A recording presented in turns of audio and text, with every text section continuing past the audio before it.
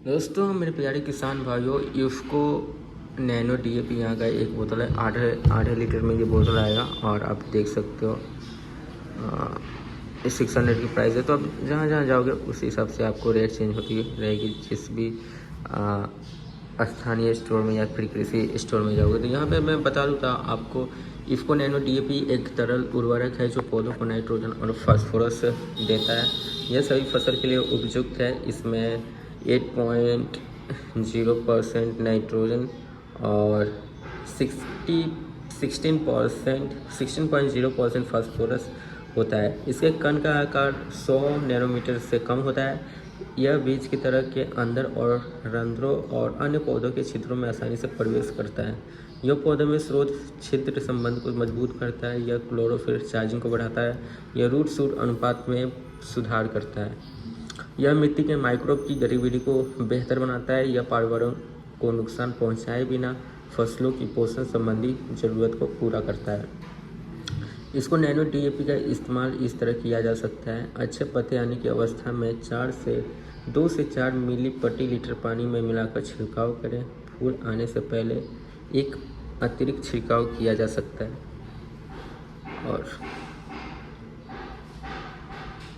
दोस्तों nano DAP कब डालना चाहिए, तो पत्तों की छिड़काव के समय, अच्छे पत्ते आने की अवस्था में, जुताई और शाखाएँ आने के समय इसका उपयोग करते हैं। नैनो डीएपी 2 से 4 मिली प्रति लीटर पानी का छिड़काव करें।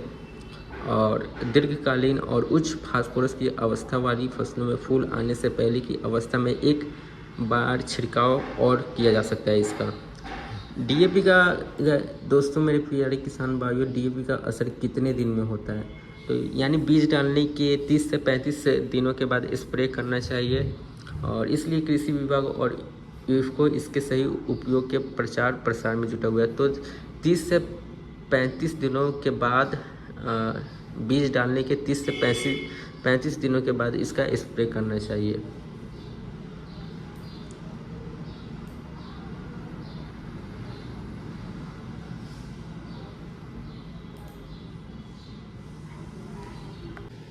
डीएपी का उपयोग कब करना चाहिए, तो डीएपी खाद का उपयोग करने का सबसे सही समय फसल की बुआई का समय होता है। हालांकि कई किसान ऐसे भी हैं जो डीएपी का उपयोग बुआई के समय ना करके पहली या दूसरी सिंचाई के समय करते हैं। तो अगर 1 एकड़ में डीएपी के सही इस्तेमाल की बात करें तो इस खाद को प्रति एकड़ में 50 किलो तक का इस्तेमाल हो सकता है।